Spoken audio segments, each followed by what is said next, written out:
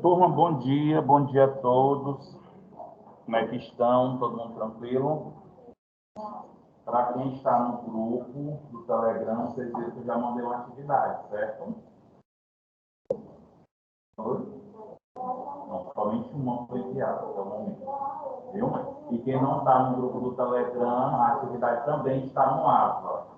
Tá? Basta acessar lá para realizar as atividades. Pode ser feito individual, mas de preferência até 10 pessoas no grupo. Você vai fazer atividade a 1. Visualizado, foto, qualquer mecanismo para enviar para o e-mail. Tá? Tranquilo? São dois questionamentos que vocês vão responder. Tá? Apunha, e aí depois que finalizar, foto ou escaneado e manda para o e-mail que está lá. Tá bom? Tranquilo? Pode fazer só também. Gente, agora o que é imprescindível, que está nas orientações, além da realização da atividade, eu preciso saber o nome completo, eu preciso saber o dia que faz a disciplina e o turno, e também a turma de vocês. Tá? Professor, isso é tão bem, não é. São 4 turmas de saúde coletiva e tem aluno que está fazendo saúde coletiva comigo, que não é comigo, viu? Tem aluno que ainda não sabe os seus horários, tem aluno que ainda não sabe onde deve estar fazendo a disciplina. Por isso que é importante, que deixe bem definido isso. Porque depois, pode ser que o aluno consiga alguma transferência para a minha disciplina e eu consiga ainda colocar essa nota. Tá bom? Tranquilo? Gente, dando continuidade, né, ao nosso assunto. Deixa eu ver se melhora com...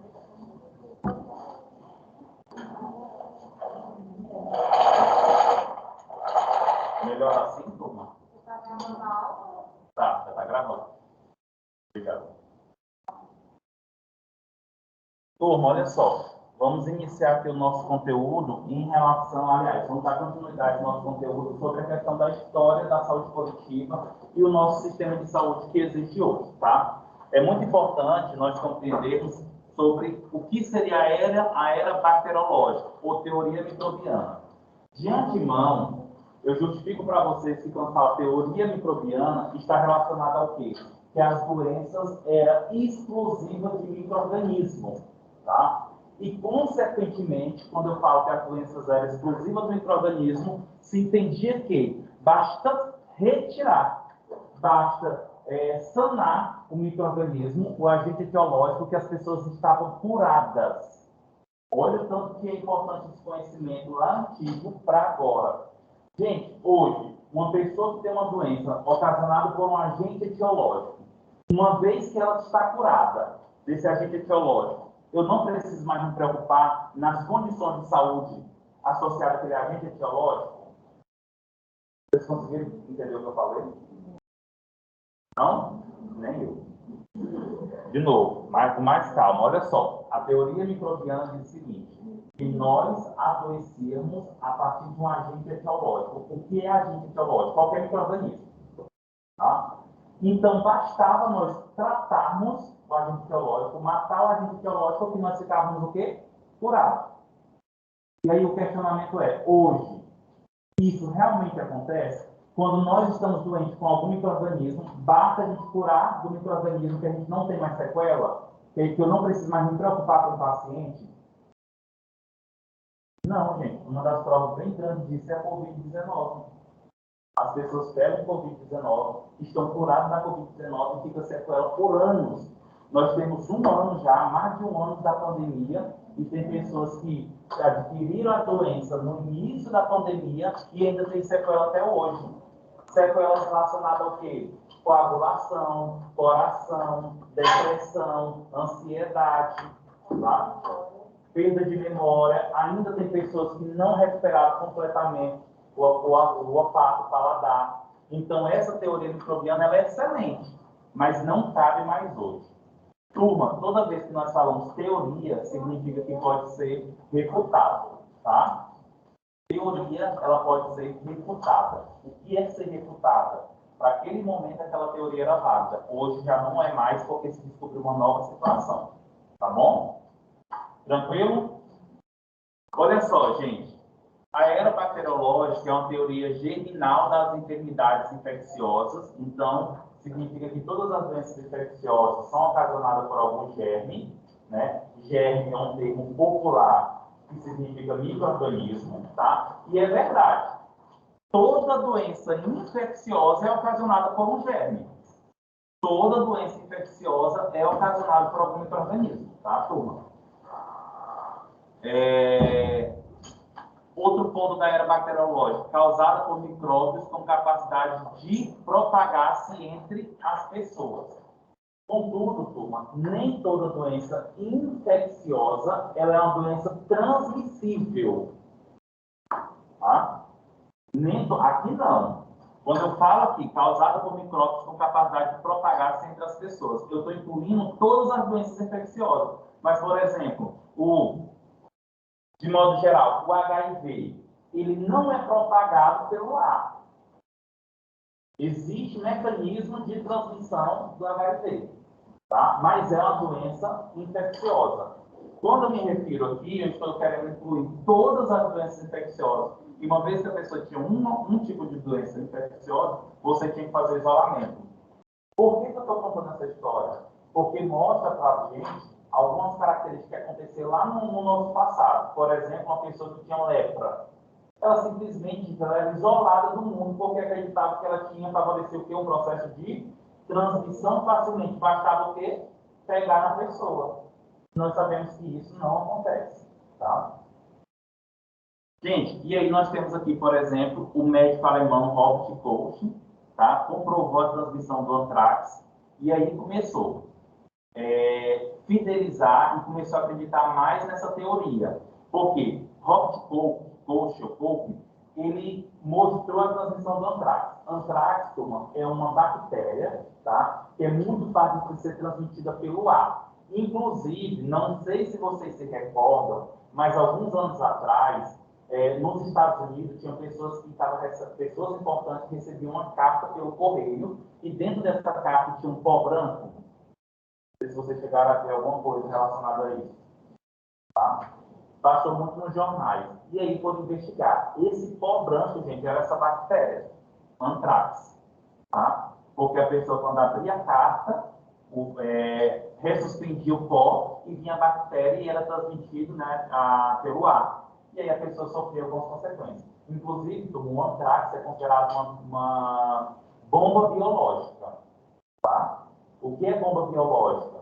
São, a partir de micro-organismos, a partir de situações biológicas, acaba disseminando as pessoas. Tá? E isso é tendência, viu, turma? Isso é tendência mundial. Começar a se utilizar bombas biológicas em vez de bombas químicas, como, por exemplo, aí, atômicas. Tá? Não sei se vocês já ouviram falar, mas também esse cientista aqui, turma, foi que descobriu o agente etiológico da lepra, né? Que a lepra é o que nós chamamos popularmente, mais conhecido como hanseníase hoje, que é o Mycobacterium leprae. Foi ele também que descobriu esse Mycobacterium, tá? O químico francês, turma, um dia, Louis Pasteur e sua equipe centraram esforços na descoberta de mecanismos de infecções e formas de prevenção. Alguém aqui já ouviu falar de Louis Pasteur? Isso mesmo. Hoje, gente, o que nós temos aí de pasteurização vem de Louis Pasteur, forma de prevenção. Vocês sabem o que é pasteurização? Pasteurização, gente, é um mecanismo onde você eleva a temperatura no alimento e imediatamente você baixa a temperatura do quente para o frio. Quando tu dá esse choque, tu inibe o crescimento de bactérias ou mata bactérias que estão presentes naquele líquido, tá? E isso fez com que favorecesse, gente, uma sobrevida, uma qualidade desses alimentos, tá? Inclusive, essa técnica, ela salvou muitas vidas no sentido de impedir a transmissão de várias doenças. Exemplo, turma, o leite. Sabe esse negócio de o indivíduo literalmente tomar o leite sem estar fervido?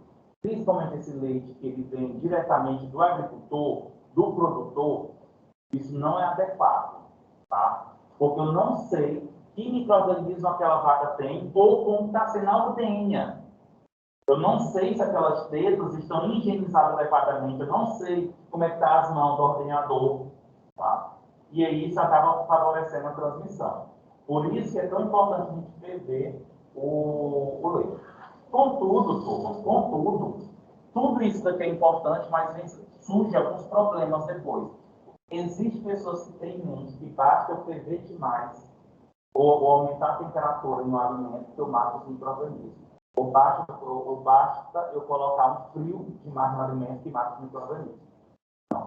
Não sei se vocês já tiveram microbiologia, mas quando você estiver, ou se você estiver, lá na microbiologia a gente ensina que existe bactérias termotolerantes. Tá? Ah, esse negócio está no congelador, já matou todos os micro-organismos. Não. Eu fervi, já matou todos os micro-organismos. Não. Tem bactérias que são termotolerantes ao frio e tem bactérias que são termotolerantes ao calor. Tá? Tranquilo, turma, até aqui?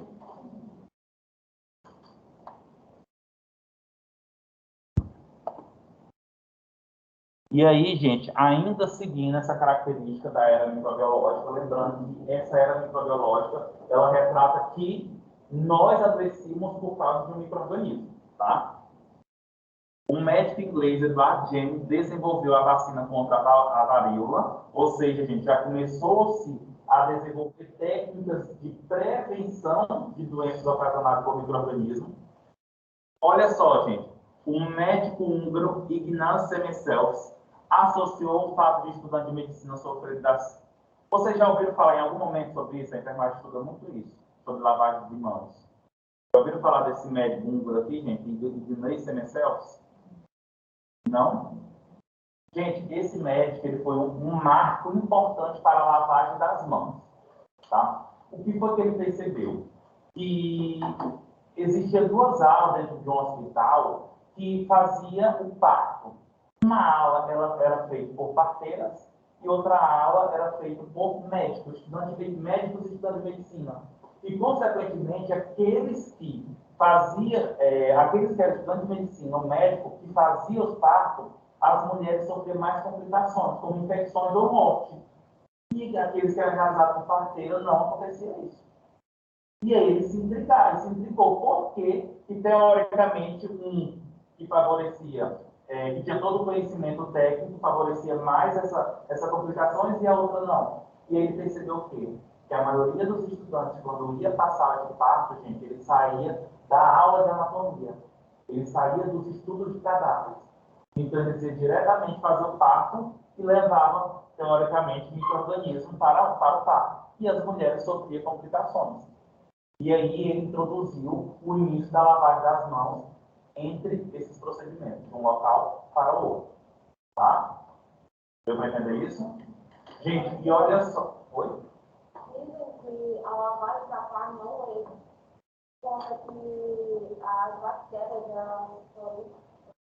mais ainda com a água e a proteína que se encontra na carne.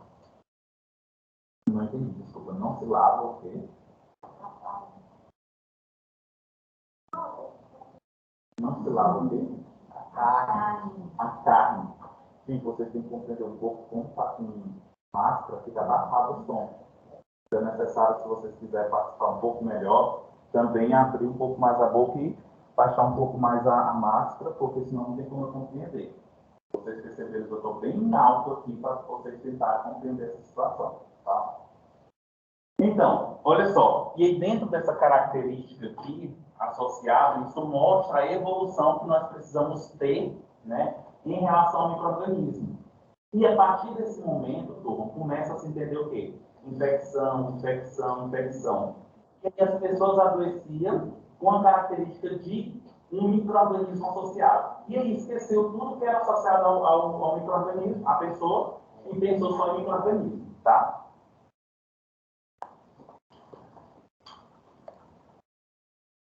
E aí, sem dúvida, vocês conhecem muito um dos marcos da enfermagem, né? A Florence, recomendou, com base na descoberta científica da época, que o ambiente hospitalar fosse limpo, ventilado e salubre, de modo a propiciar o tratamento e a recuperação dos doentes. Aqui nós temos um ponto muito importante, turma. Olha só, fosse limpo, ventilado e o quê? Salubre. Hoje se deve fazer isso também? Sim ou não? Sim, mas aí nós temos um ponto. Fosse limpo, tem que ser salubre, né? Isento de contaminação, mas ventilado. O ambiente ele tem que ser ventilado. Tem? O que é ventilado para vocês?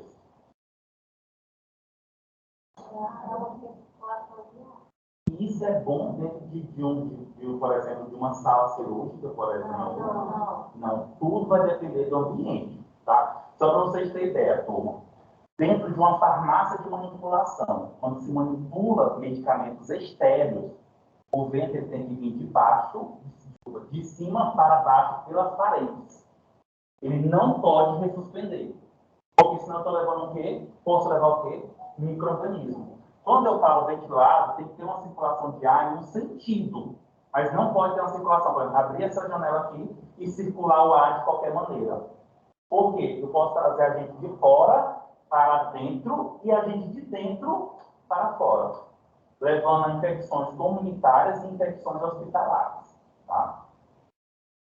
E se vocês tiverem ideia, né, para quem trabalha, ou quem vai trabalhar em hospitais, o layout desses ambientes são tudo dentro de um padrão. Existe o que nós chamamos da ABNT, que são Associações Brasileiras de Normas e Técnicas. Existe as NBR. O que são as NBR? Normas Brasileiras Regulamentadoras. Até o piso, ele tem que ter um formato. Até o canto do piso, da parede, tem que ter um formato. Tudo isso para minimizar esses aspectos de transmissão. Tá? O tipo de reagente utilizado para lavar, para fazer asepsia, tudo é padronizado. Tá?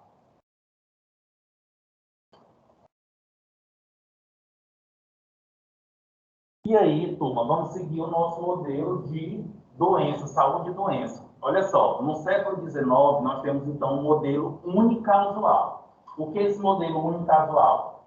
Existe apenas uma causa para o adoecimento, tá? Centrado na premissa de que o agente etiológico, causa da doença, é o único e que, ao ser removido, resulta no desaparecimento da doença. Bom dia. Isso nós já concordamos aqui que não existe isso, né, turma? Esse modelo unicasual, gente, não existe mais. Não, nem sempre quando eu removo o agente etiológico, a doença desaparece. Eu posso ter sequelas, eu posso ter consequências associadas a esse agente etiológico, certo? Então, olha só, gente. Indivíduo infectado, retiro o agente, indivíduo suscetível. E ainda tem uma outra situação. Esse modelo unicasual, gente, ele é falho em quê?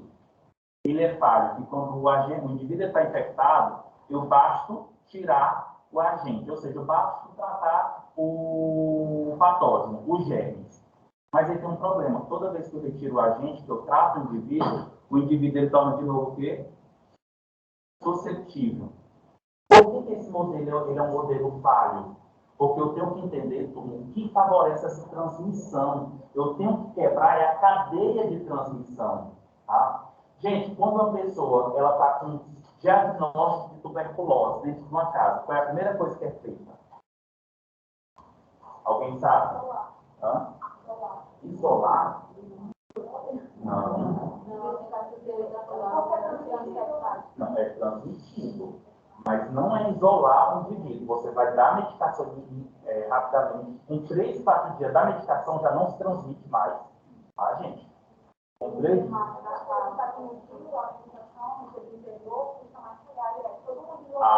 Demorou a chegar. Né? Tá certo.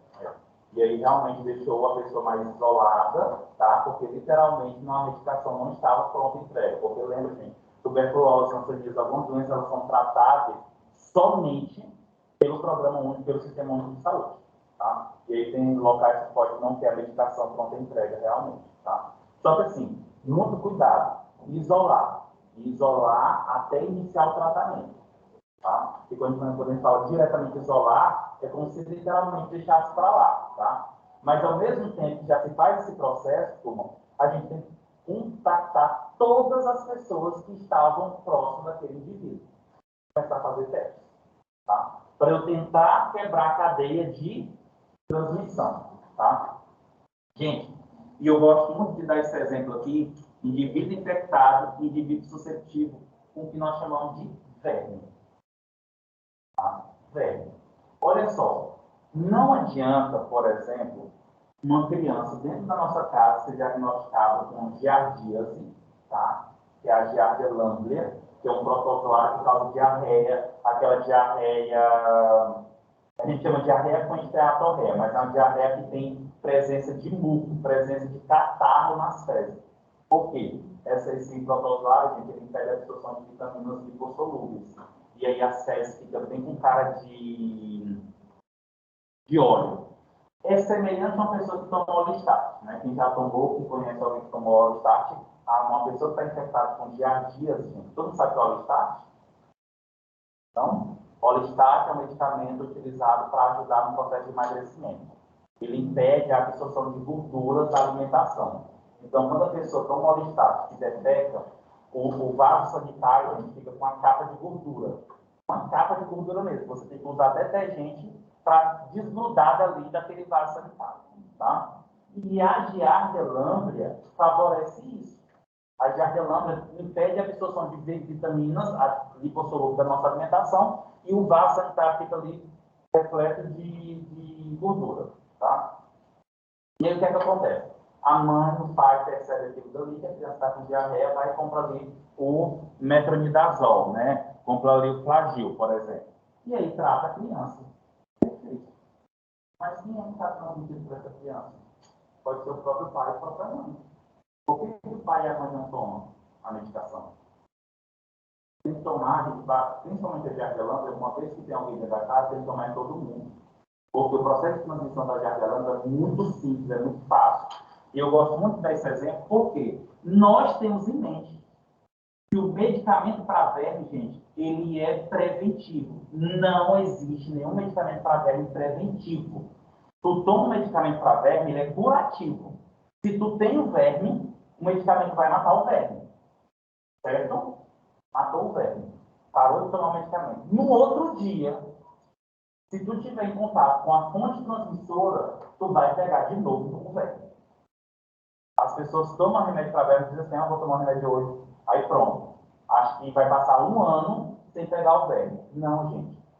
Não existe medicamento para verme de prevenção. Tomou, está com verme, curou. Só que se tu entrar em contato de novo com o que está transmitindo, no outro dia tu pega a doença de novo.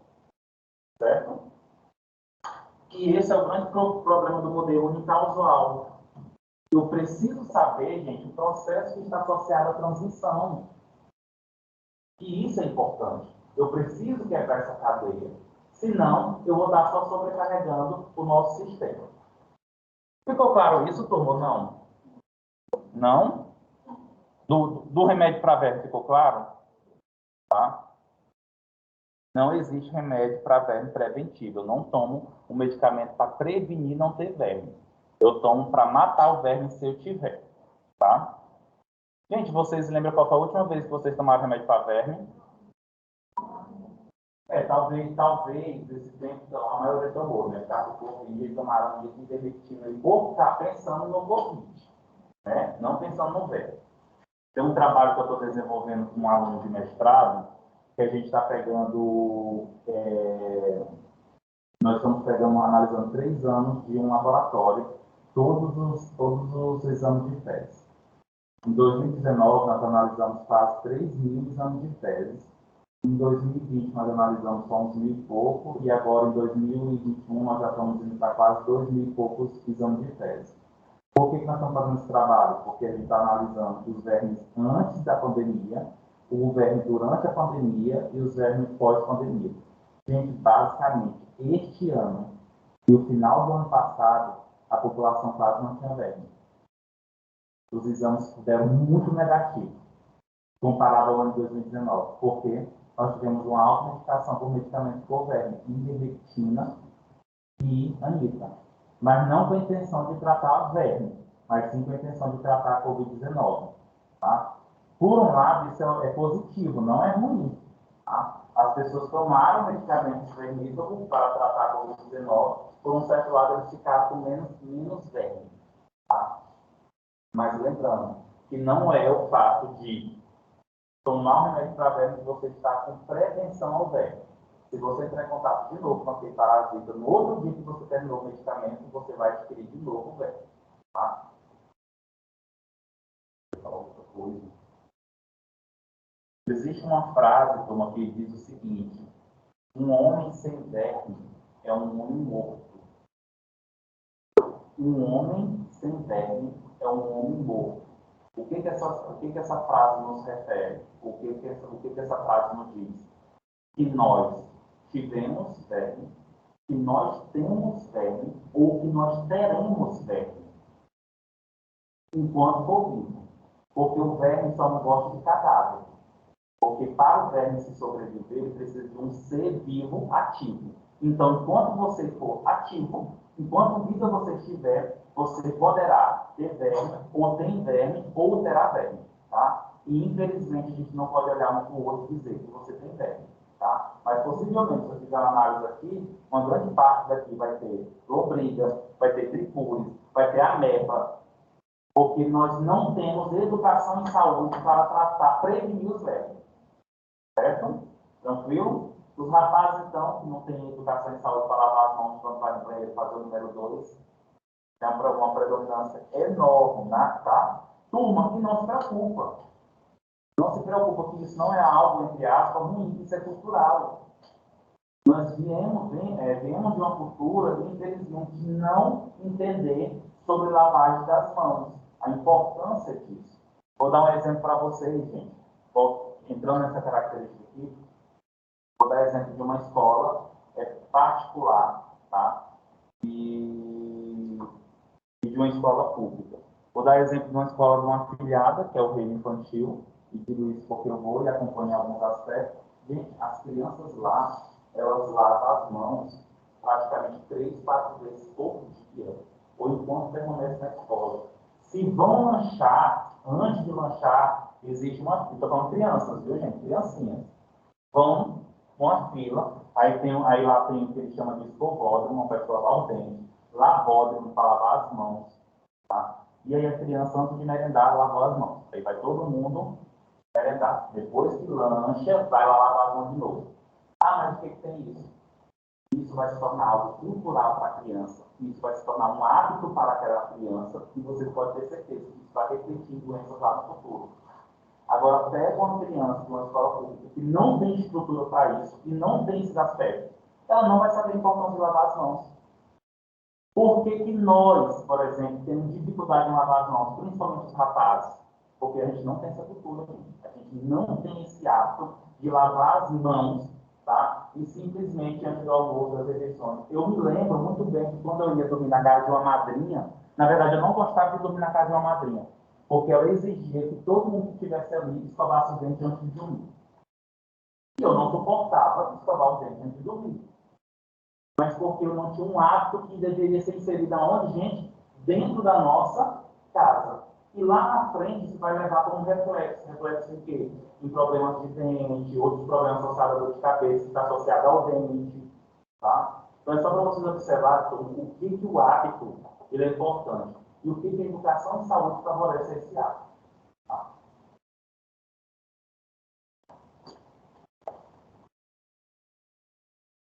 Gente, olha só. Após a Segunda Guerra, ocorre a transição epidemiológica, característica pela diminuição da importância das doenças infecciosas para as doenças crônicas degenerativas. Olha o que esse parágrafo está querendo dizer. Que após a Segunda Guerra Mundial, nós demos ênfase mais às doenças crônicas degenerativas do que às próprias doenças infecciosas. Alguém saberia me dizer por quê? Vocês entenderam o que eu falei ou não? Estou achando vocês apáticos hoje. O que foi que aconteceu?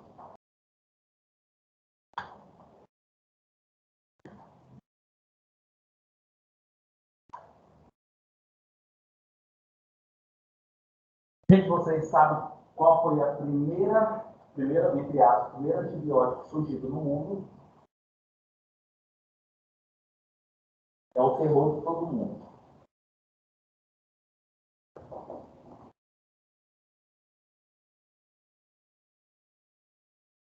Qual é o antibiótico que vocês não querem tomar, gente?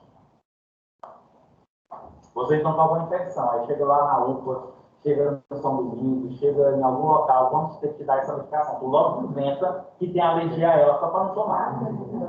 Aquele que dói que só.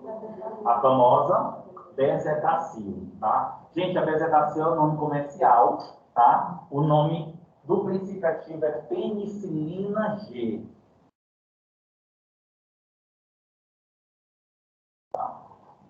A penicilina G, conhecida aí como Bezetacil, tá? Que não sei se vocês já estudaram, via de administração de medicamentos, já, turma? Não? Na verdade, a Bezetacil é uma medicação que é administrada no músculo, ela é intramuscular. Quando tu estuda via de administração, a via intramuscular não é para doer. Aí o pessoal fala, você já tomou uma Bezetacil? Já, doeu. Mas por que dói? Não é por causa do músculo, gente, mas é porque a Bezetacil é oleosa e ela expande o músculo e acaba ao redor do músculo tem muitos sensores, né, de tecido, de pele. E aí, comprime esses sensores, aí nós temos a sensação da dor. Mas dentro do músculo não tem sensor, não tem receptores, então não era para doer, tá? A única sensação que nós temos da intramuscular é aquele corte da pele mesmo, tá? Mas a Bezetacil acaba doendo porque expande o músculo. Tão oleosa que ela acaba aumentando esse músculo e aí ao redor os receptores são sensibilizados e nós sentimos essa sensação desagradável, tá? Outra. E a composição ela explica a espécie de material que quando vai entrando, tipo como se fosse um saquinho de vidro. Por isso que eu faço ela doer mais, e se ela for administrada endovenosa, a pessoa vai tomar também. Tá, não, vamos lá. Primeiro ponto, gente. Existem vários tipos de penicilina. Existe a penicilina G, existe a penicilina procaína, existe a penicilina cristalina. A penicilina para ser administrada intravenosa é a penicilina cristalina, que é através dos sais sódio ou cálcio. Não se deve pegar a penicilina intramuscular, desculpa, tá? A penicilina jamais pode prender o sódio no glúteo, no vaso lateral. Então, jamais pega a penicilina G, a penicilina, a Bezetacil e coloca no via intravenosa, tá? Ela não tem esse formato de cristais, tá? A questão é que ela é um pó gorduroso. Por ela ser um pó gorduroso, ela tem maior dificuldade de diluição completa. E aí, quando você administra no músculo, consequentemente, ele fica grânulos. E esses grânulos têm uma dificuldade, favorecem a dificuldade de sair ali do bisel. E aí você tem que dar uma pressão maior. Mas não tem formato de cristal esses grãos, tá? Outra coisa, turma. Apesar de eu falar para vocês que a Bezetacil não pode ser administrada de intravenosa, não pode, mas eu já vi casos de acontecer, tá? No interior, principalmente. Paciente chegar necessitando de uma dose de antibiótico, tá? E não tinha antibiótico intravenosa, a doença estava se alastrando, precisava administrar um antibiótico intravenosa, deram preferência para a Bezetacil. Tá? Professor, mas isso não está errado? Entre aspas. Sempre a gente vai avaliar o que nós chamamos de risco-benefício. Não deveria. Mas foi necessário porque é o que tinha para salvar o paciente naquele momento. Ou ele ia morrer de uma outra situação, ou dessa aí. Tá? Não sei se vocês entenderam o que eu quis dizer. Não é para sair dizendo que pode ser via intravenosa, mas é só para vocês ficarem alertas, dependendo de onde vocês forem trabalhar, a gente vai ter tantas coisas absurdas acontecendo, mas muitas dessas coisas absurdas vai ter uma justificativa, como essa que eu falei para vocês. Não tinha nenhum antibiótico intravenoso. O médico acreditou que aquilo ali poderia resolver, ele diluiu um pouco mais para fazer essa administração. Tá? Turma, novamente, após a Segunda Guerra Mundial, se pensou um pouco mais nas doenças crônicas degenerativas. O que é doença crônica degenerativa? Vou dar um exemplo de doença crônica degenerativa. Hipertensão, diabetes, síndrome nefrótica, são doenças crônicas degenerativas. Aí vocês podem perguntar, a hipertensão, a diabetes é uma doença degenerativa? É. Quem tem diabetes não faz o tratamento adequado, depois desenvolve o quê? Cegueira, problemas renais. A doença está instalada e ela está lesionando alguns órgãos alvos. Tá? E por que só a partir da Segunda Guerra esqueceu essa questão da doença infecciosa e passou a entender as doenças que tinham vários fatores, muito casual? Porque foi na Segunda Guerra que foi isolado, sintetizada a penicilina. Tá? Gente, a penicilina salvou milhões de pessoas na Segunda Guerra. Tá? A maioria das pessoas morria na guerra toda, não era por morte de bala, por morte de bomba, mas morriam por complicações das mutilações ocasionadas pelas bombas. Então, eles iam para o campo de guerra, aí um braço saía, né? Ou uma perna, ou tinha uma perfuração de uma bala. E aí eles sobreviviam, mas quando ia para o tratamento, eles pegavam infecções e morriam por infecção. Tá? E aí, a partir do surgimento da penicilina, a penicilina salvou muitas pessoas porque as pessoas já não morriam mais por infecção. Ficavam mutiladas, tá, turma? Mas não morriam mais por infecções. Ok? E aí, a partir da Segunda Guerra, o que aconteceu? Penicilina era dos antibióticos. Agora nós temos antibiótico aí para matar as infecções, para controlar as infecções. Então, agora vamos pensar em outra característica. As pessoas continuam morrendo, mas não morrem mais de infecção. Por que as pessoas continuam morrendo? Porque existia outra doença, na verdade não é que existia, sempre existiu. Tá? Só que eles deram agora ênfase para mortes associadas não a agentes infecciosos, como, por exemplo, as doenças crônicas degenerativas. Tá? E aí, gente, nós temos aí, basicamente, o segundo modelo, né, saúde e doença, o modelo multicausal. As pessoas adoeciam não somente por uma causa, mas por várias causas. Que hoje, em parte, esse modelo ainda é vivo dentro do nosso sistema. Tá? Turma, Levi Clerc, em 1965, ele propôs, né, esse modelo multicausal, e aí ele percebe o quê? Interação de diferentes agentes e fatores associados ao adoecimento e à morte, ecológico, tríade ecológica, história natural da doença e determinantes sociais de saúde. Isso é muito importante. Ele propôs que nós adoecemos a partir de uma tríade, aonde desse ponto dessa tríade está com algum problema. Por exemplo, o ecológico. O que seria o ecológico? Que o meio ambiente influencia nas nossas doenças. Vocês concordam com isso, turma? O meio ambiente influencia nas doenças que nós temos? Sim. Basta você fazer uma pesquisa em pessoas que vivem ao redor de lixões. Vai ter doenças características daquela região insalubre, como verminoses, doenças respiratórias, doenças infecciosas e doenças de pele. É muito comum em pessoas que vivem em torno de lixões. Tá? Isso. Aí entra essa outra parte aqui. Ó. Determinantes sociais da saúde. Ele tem todas essas doenças associadas ao ecológico e entra aqui o determinante social da saúde, que vai entrar esses problemas psicológicos associados àquela região. Tá? Ou seja, nós temos muitos fatores, gente, que favorecem para o nosso adoecimento. Por isso que eu falo para vocês, aquele conceito da OMS só nos mostra que nós somos pessoas doentes. Nós não temos esse completo bem-estar físico e psicossocial. E não vamos ter. Tá? Em algum momento nós vamos ter algum problema. Tá? Ou temos algum problema. Gente, e história natural das doenças? Quando a gente fala história natural da doença, qual é a doença que está instalada ali? Tá? Ela comentou um ponto interessante, quando se fala assim, mas lá na minha cidade, no meu município, não tinha medicamento. Turma, até a distribuição de medicamentos estão associados ao nosso contexto de adoecimento. Por exemplo, hoje, se alguém chegar em São Luís com malária, ou se ele tiver diagnosticado com malária aqui, ele vai ter dificuldade de tratamento. Não é que ele vai ficar sem tratamento, tá? Ele vai ter dificuldade. Porque os medicamentos utilizados para o tratamento da malária, por exemplo, no Sistema Único de Saúde, Em São Luís pode não ter.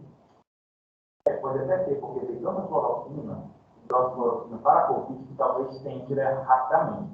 Mas o que eu quero que vocês entendam é que, algum tempo atrás, seria um pouco mais difícil, porque a nossa região não é endêmica da malária. Agora, não só para a travessa de aqui, como se diz, a ponte, eu acho que é incluso, que fala, o governador não fez ali. Só atravessa, você já vai ver uns postos de medicamento para malária, cloroquina, hidroxicloroquina. Por quê? Porque a região é endêmica. Até isso, gente, é importante para nós fazermos a nossa distribuição de medicamentos, por exemplo. Tá? E aí, por exemplo, hanseníase, tuberculose, tem regiões que são mais endêmicas, regiões que são menos endêmicas. E é importante a gente ter esse conhecimento. Tá? Inclusive, quando vocês estiverem aí atuando, quando vocês estiverem aí atuando como enfermeiros, professor, independente da zona que vocês forem trabalhar, professor, mas se for para o sistema de saúde, vocês, como enfermeiros, vão ter que fazer estudos de levantamento de doenças associadas àquela região. Porque é a partir desses estudos que a gente vai saber que tipo de profissionais a gente tem que contratar, o direcionamento desses profissionais, quais medicamentos tem que ir para aquela região. Turma, então, olha só, o segundo modelo que eu estou explicando para vocês é o modelo causal, que o indivíduo adoece a partir de um agente que está associado também ao quê? Ao meio ambiente. E hoje isso é bem aceito pela gente.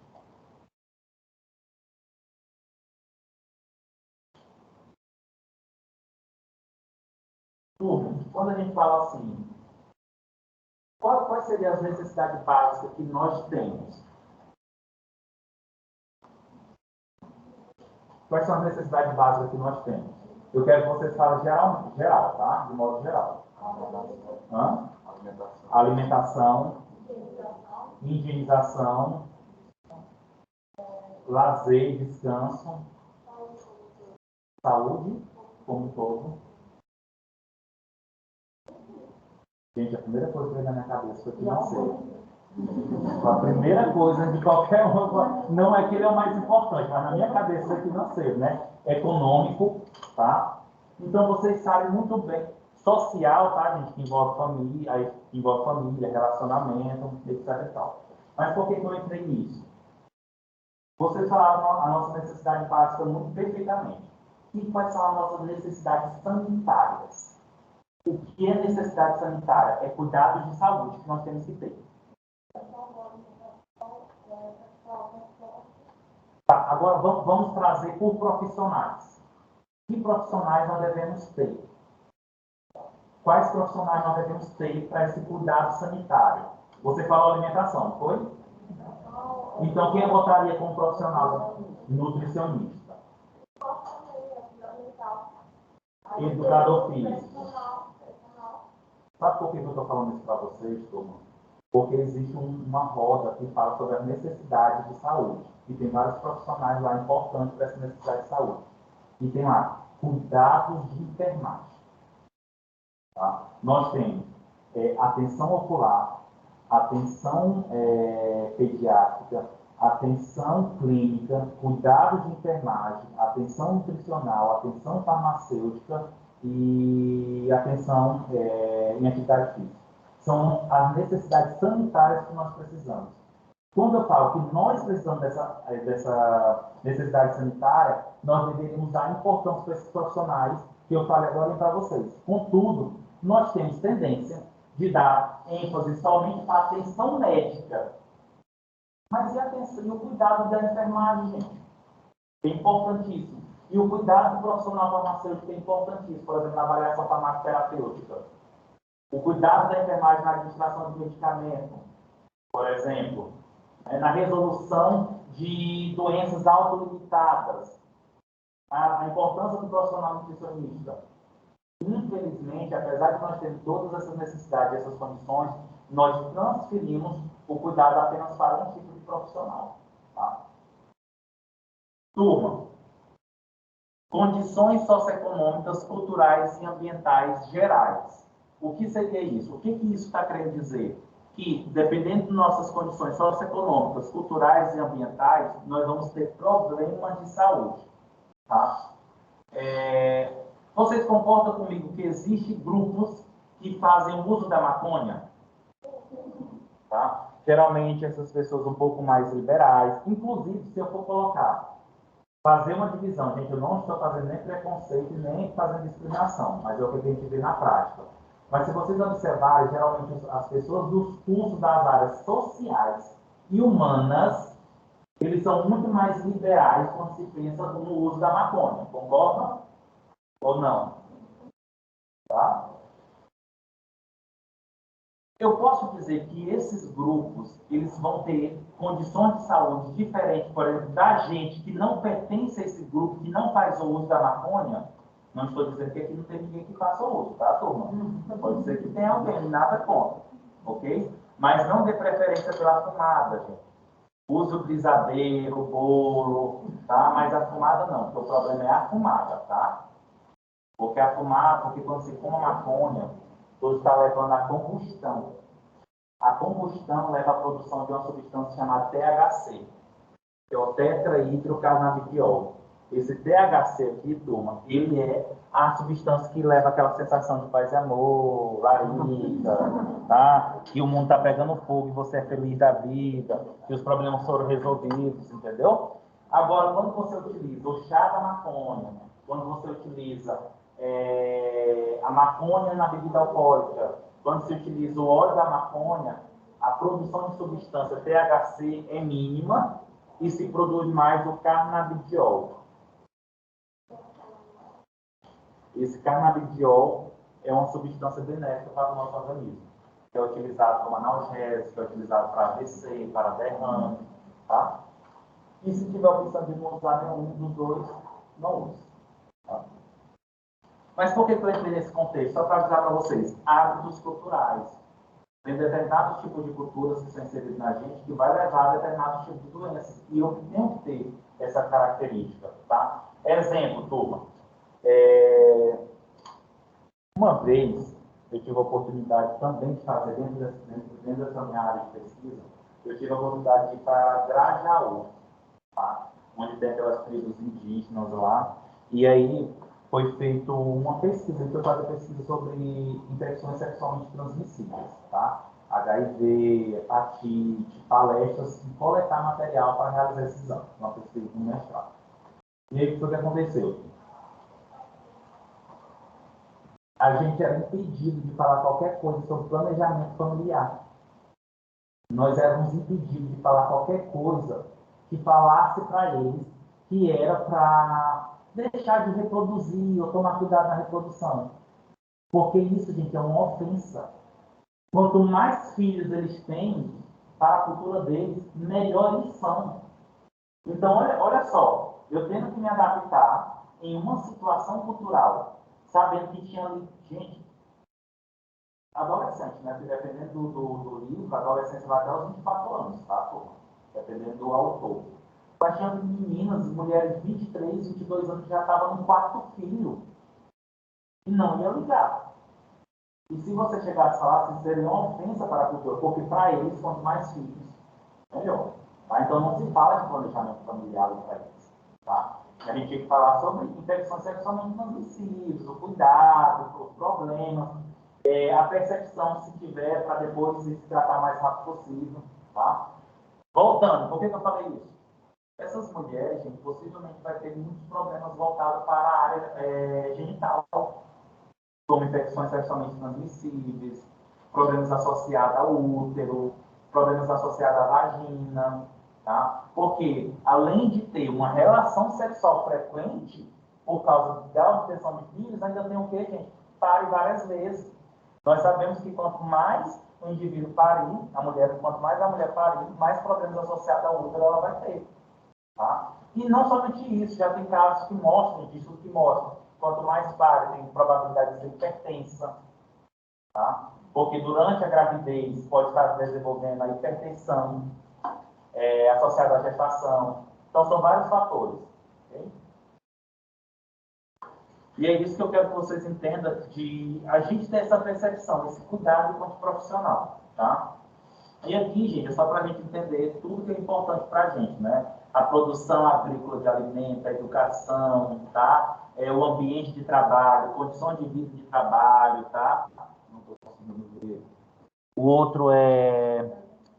Aí já, olha só, aqui nós temos o que é importante e aqui talvez o que possa acontecer que favoreça o nosso adoecimento, como desemprego, o saneamento e esgoto, tá?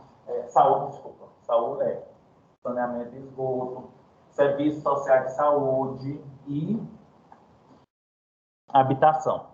Turma, o ambiente de trabalho, ele também influencia totalmente nesse quesito associado ao adoecimento, tá? Ao adoecimento. Às vezes, a gente está em um ambiente que aquele ambiente ele passa a ser tóxico para você. E aí vem ansiedade, vem depressão e outras características associadas. Mas sabe que é o grande problema do ser humano? É porque a gente vive em uma zona de conforto o tempo todo. Tá? A gente vive em uma zona de conforto o tempo todo. Okay? Gente, principalmente para quem não tem, independente de ter filho ou não, ser casado ou não, mas vocês, quando se formarem, se tiver a oportunidade de emprego no Rio Grande do Sul, lá em Porto Alegre, vocês iriam? Só se não tivesse avião para levar. Mas aí tem um ônibus, tem um carro, tem alguma coisa, vai. Tá? Bom, por que eu estou dizendo isso? Nós somos muito acomodados pelo que a gente acha, por exemplo, que é fácil. Principalmente, eu vou falar para vocês que eu já tenho 23 anos, acredito que a maioria de vocês aqui deve ter em torno aí de 20, 18, a maioria, tá? 18 a 20 anos, por exemplo. Vocês vêm de uma formação em que é muito importante para vocês estarem dentro da casa dos pais. Não é cuidar dos pais. Tá? Isso pode ser até um argumento que muitos podem usar, mas é estar dentro da casa dos pais. E, gente, é bom mesmo. Ter a roupa lavada, ter a comida pronta. Né? Quando estiver doente, alguém está ali para cuidar de você. Tá? Mas o que é que eu percebo? É muita gente precisando de emprego, mas não tem coragem de sair da sua zona de conforto. Tá? Como, por exemplo, quantos locais precisam de profissionais da enfermagem e simplesmente não se deslocam? E aí fala assim, mas o valor do salário é pouco. Gente, entenda. Vocês não vão se formar e vocês já vão ganhar 10 mil no primeiro mês. Isso é uma construção que vocês vão fazer. Né? Aí agora vem o professor Elcio de novo, voltando para a história dele. Quando o meu pai, eu queria ser químico, tá, gente? Na verdade, eu sempre quis ser professor. Meu pai e minha mãe são professores. Né? Meu pai hoje não mais, mas minha mãe também está apartada da sala de aula, na secretaria de educação. Mas eu sempre quis ser professor e meu pai e minha mãe não permitiram. Tá? Eu queria fazer química, passei em química em 3 instituições e ele não permitiu. Né? Se você gosta de química, então vai fazer farmácia, que é um curso muito aproximado da química. Mas meu negócio não era fazer química, meu negócio era ser professor. Tá? E aí, quando eu fui fazer a docência, né, em si, aliás, desculpa, quando eu fui ser professor, meu pai e minha mãe ficaram muito decepcionados nessa característica. Por que eu falo isso? Porque eles gostariam que eu voltasse para a cidade e lá na cidade eu mostrasse que eu era formado como bioquímico, não era nem como farmacêutico, como bioquímico para que eu trabalhasse no hospital. Só que eu sabia que as minhas condições ali não eram adequadas, não era o que eu desejava. E aí tem outro ponto. Que é o que para mim é o mais importante. Eles me levaram para conhecer um farmacêutico mais antigo da cidade. Tá? Gente, esse farmacêutico, ele tem uma mansão. Tá? Uma mansão. O carro dele, na época, eu tenho já 10 anos de formado. Há 10 anos atrás, aliás, há 13 anos atrás, porque foi assim que eu entrei na faculdade, o carro dele já era um Corolla. Tá? Aí pronto, aquilo ali só me vislumbrou sair da química para ir para a farmácia, porque eu ia ter uma casa e eu ia ter um Corolla. Né? Não significa que eu não vou ter tudo isso, mas o que depois que eu me formei, a primeira coisa que eu percebi, eu não vou ter esse Corolla hoje. Eu não vou ter essa casa hoje. Eu tive que galgar muitas coisas para ter o que eu tenho hoje. Tá? Mas só para vocês terem ideia, a gente às vezes tem uma formação de achar que eu vou me formar e já vou ser rico. Né? Mas é toda uma trajetória, é todo um caminho que tem que ser seguido. E a gente começa do corpo mesmo. Então, quando você tiver a oportunidade de ir para fora, principalmente quando eu falei não tem filhos, não tem nenhum vínculo que prenda, isso é importante também para a formação de vocês. Porque vai envolver isso daqui, ó, condições de vida e de trabalho. Tá? Mas, infelizmente, nós somos muito acomodados na nossa zona de conforto. Só que zona de conforto também traz doenças. E as principais doenças da nossa zona de conforto é depressão, ansiedade, porque você não consegue sair dali e você se acomoda naquele contexto. Tá? Lembrando, turma, que nós temos aí também associado a isso uma idade. Tá? Tranquilo? Quando eu falo que a gente tem uma idade associada a isso, porque a gente tem um perfil de conseguir as coisas. Geralmente, até os 40 anos, é para você já estar com as coisas muito bem fidelizadas. É para você já estar com as coisas bem conseguidas. Ah, professor, mas cada um tem seu tempo. Tem. Mas eu quero que vocês entendam, gente, que a partir dos 30 anos existe um declínio enorme no seu corpo. Então, quando você é jovem, você trabalha de manhã, tarde e noite. Tu trabalhas em 3 hospitais, tirando não sei quantos plantões. E olha, tranquilo. Aí você vai ter no final de semana, quando não tem plantão, para farra, chega de madrugada, e no outro dia ainda está em pé. Quando você vai passando dos 30, dos 40, o seu corpo declina. Ele exige atenção. E aí, quando ele exige essa atenção, você já não pode mais ir atrás de certas coisas. Se você não conseguir até os 40, não significa que você não vai conseguir. Mas o ritmo vai ser mais lento.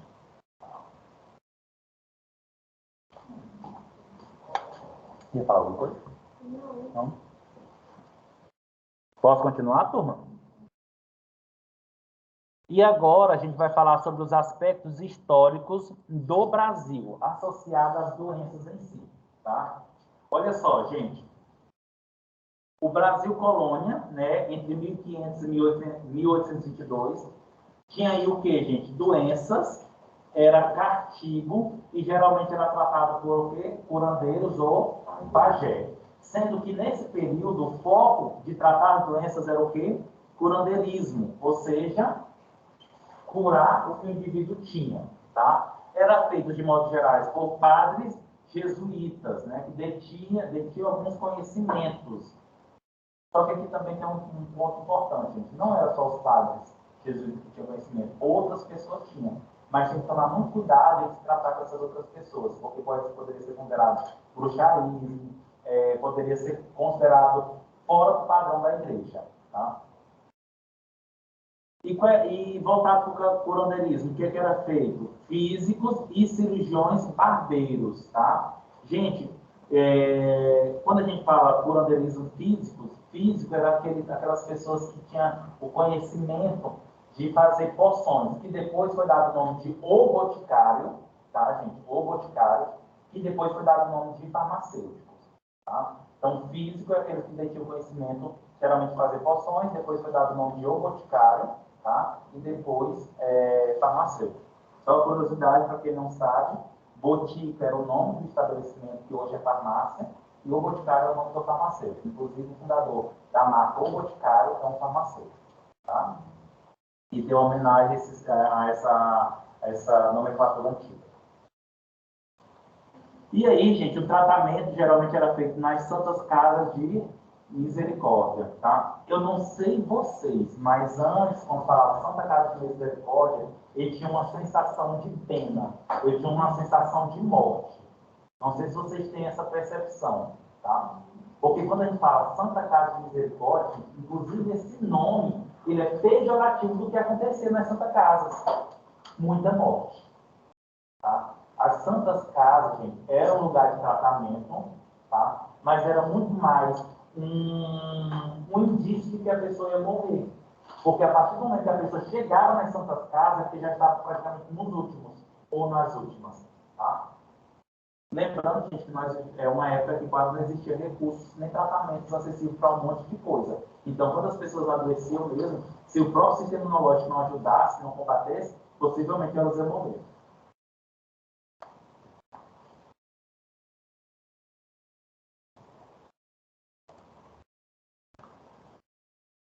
Gente, olha só, 1500, lembrando que nós estamos falando dos aspectos históricos do Brasil. 1500 até o primeiro reinado de 1822.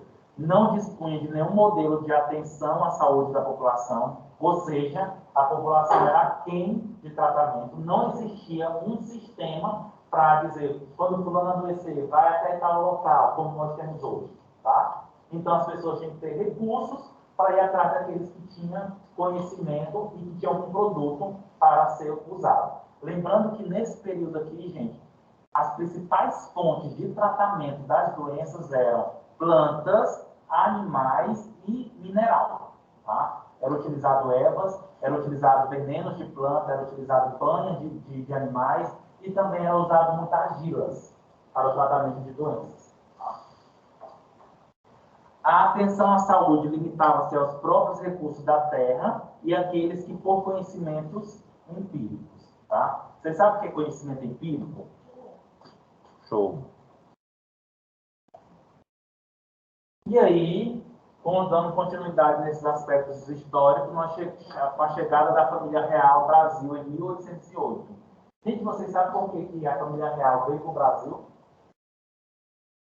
Qual foi o motivo? Eles surgiram de Portugal, mas qual o motivo que levaram a surgir de Portugal? Hã? A invasão de quem? Napoleão. E Napoleão Bonaparte fazia parte da onde? França. Os franceses invadiram Portugal e aí os... Pode dizer. Isso.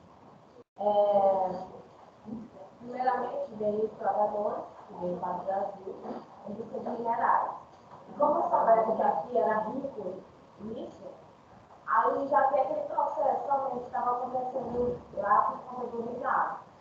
Aí, por conta disso, aí eles tiveram a oportunidade e aproveitaram, já que tinha bastante mineral, poderia dar riqueza para eles. Aproveitaram que era uma opção. Até porque eles poderiam ter ido para outros países bem mais próximos da Europa do que aqui. Aí, como aí, vamos dizer que... Não, na verdade já existia, né? Exatamente. Mas isso não foi ruim. Porque, gente, a gente também tem que pensar, já imaginou se não tivesse vindo para o Brasil os reis? Na verdade, a gente ia falar francês, inglês e português. Só que ia demorar muito mais para colonizar, né? Porque lembra que São Maranhão, gente, inicialmente São Luís foi colonizado por franceses, não por portugueses, né? Mas demorou um pouco mais. Mas olha só, com a chegada da família real ao Brasil, nós tivemos algumas evoluções, como, por exemplo, política médica, intervenção na condição de vida e de saúde da população, controle sobre o aparecimento de epidemias. Mas aqui nós temos um ponto importante. Política médica, intervenção nas condições de vida e de saúde da população, que não era geral, não. Era só da cúpula, literalmente, dos reinados. Tá? Até 1850, as atividades de saúde públicas estavam limitadas à delegação das atribuições sanitárias, às juntas municipais e ao controle de navios de saúde dos portos. Tá? Então, acreditava ainda que a doença estava associada àqueles que traziam de outros locais, de outros continentes, de outros países. Então, tinha que controlar a entrada desses navios. E hoje nós ainda temos esses controles, né, turma? Hoje nós temos ainda algumas percepções lá da época do Brasil Colônia, se vocês forem observar. Lembra, se eu não me engano, desse navio que ficou ancorado aqui, que estava com a cerca indiana? Quanto tempo passou aqui? E por que era isso? É no mar, por que eles não vão logo? Né? Por que eles não vão lá para o país dele? Mas não, gente, isso é um controle necessário para impedir não só a disseminação no nosso país, mas também em outros países. Tá?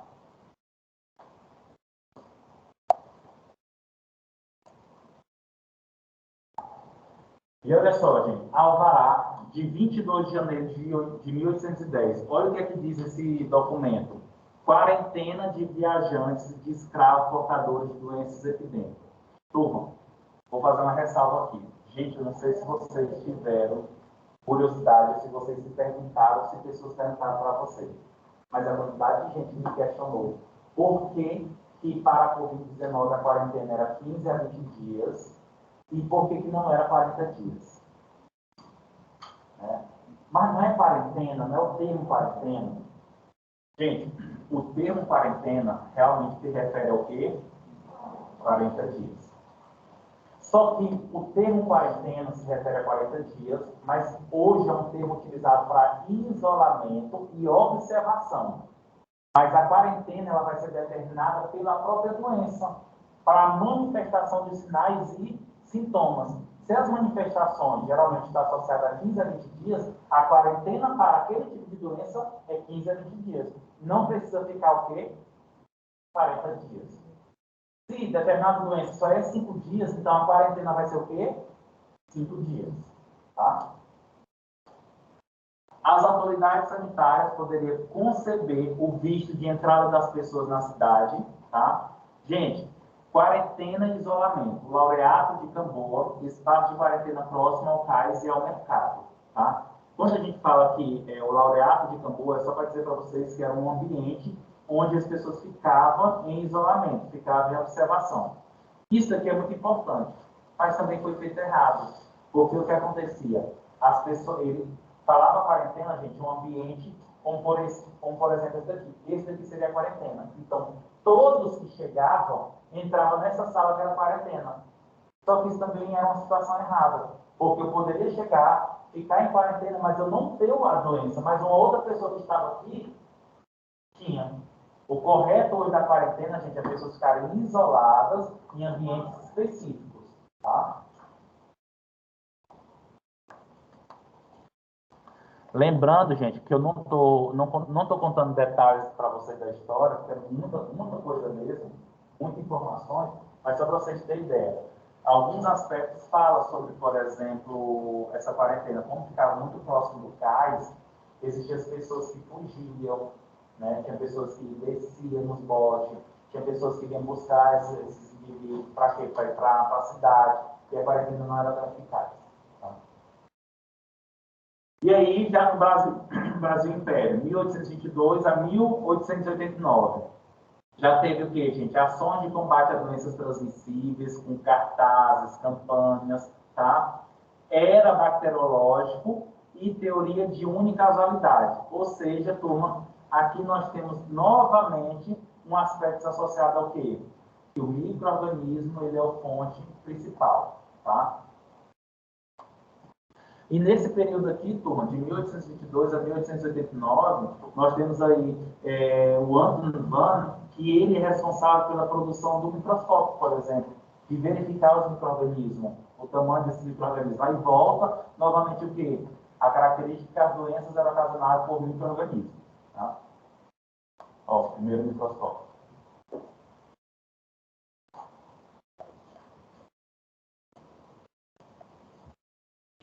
Início da República, né, que é entre 1889 até 1930, né, que é a República Velha. Avanço da bacteriologia, medicina higienista, planejamento das cidades. Tá? Alguém já foi em alguma cidade planejada? Não. Brasília, Marabá, como falou? Marabá é planejado? Não sabia.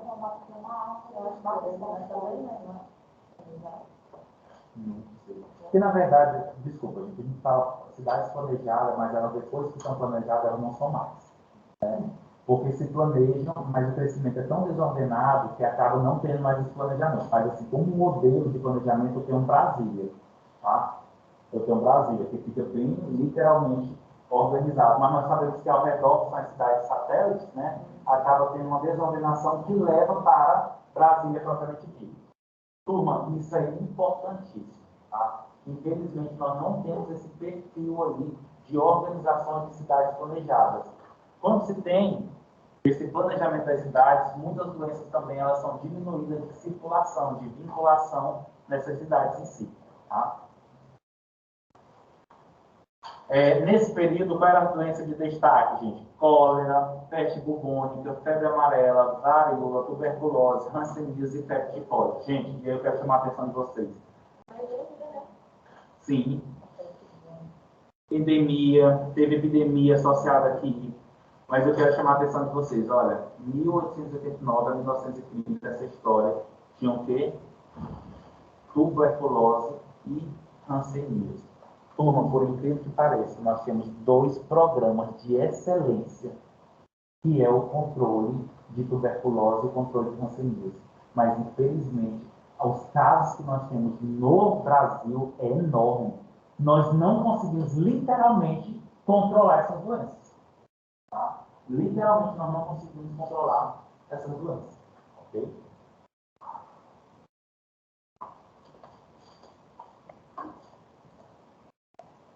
Ainda na República Velha, gente, o quadro sanitário caótico, caracterizado pela presença de diversas doenças. E aí surge aí, gente, o famoso Oswaldo Cruz, né? Fundador aí da Fiocruz, tão conhecida produtora de vacinas e soros antiofídicos e vários outros medicamentos, tá? Oswaldo Cruz, como diretor do Departamento Federal de Saúde Pública, em 1903, que se propôs a erradicar a epidemia da febre amarela na cidade do Rio de Janeiro. O que foi que aconteceu, gente, quando ele propôs fazer isso? Revolta da vacina. Revolta da vacina, tá? Porque todo mundo acreditava aí que estava querendo colocar, na época não era chique, né? Estava querendo colocar alguma substância que era para dizimar a população. E nós temos, infelizmente, requisitos até hoje. Turma, por incrível que pareça, nós estamos aumentando aí a quantidade de pessoas que estão no movimento anti-vacina, tá? Gente, seria muito feio, ou seria muito constrangedor, se alguém aqui na sala for desse movimento ou for anti-vacina falar. Tem alguém que gostaria de se expor ou dizer alguma coisa?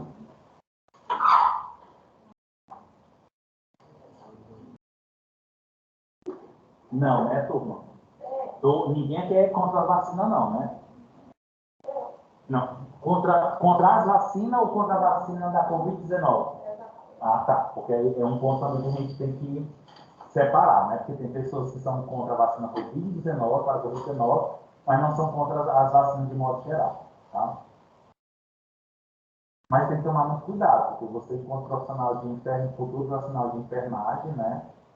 É uma percepção que, literalmente, com o tempo, espero que mude em alguns aspectos, tá? Principalmente quando surgir a vacina mais eficaz da Covid-19, tá?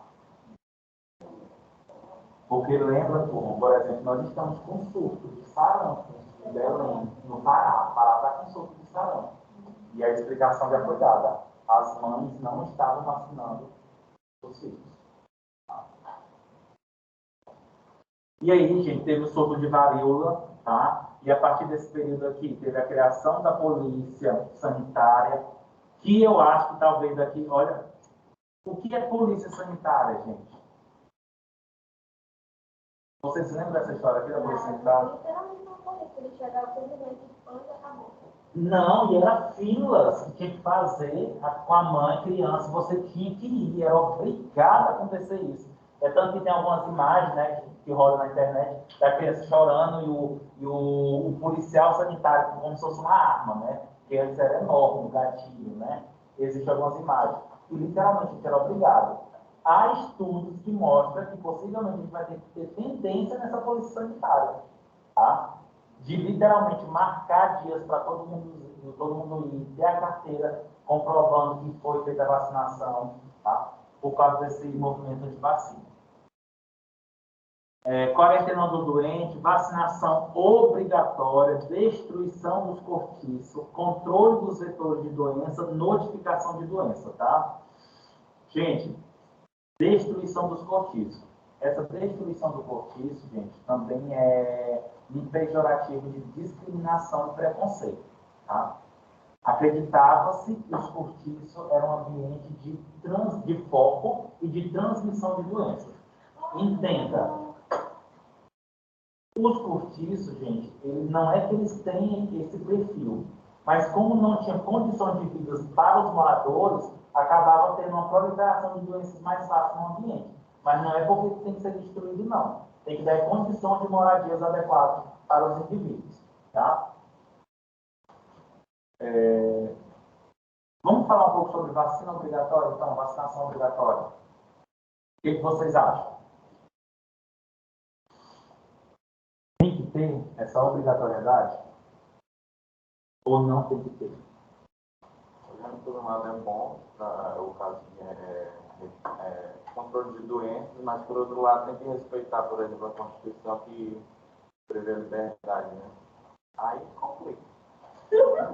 Na verdade, a gente não tem um consenso, né, turma? Mas vamos pensar em nível de saúde coletiva.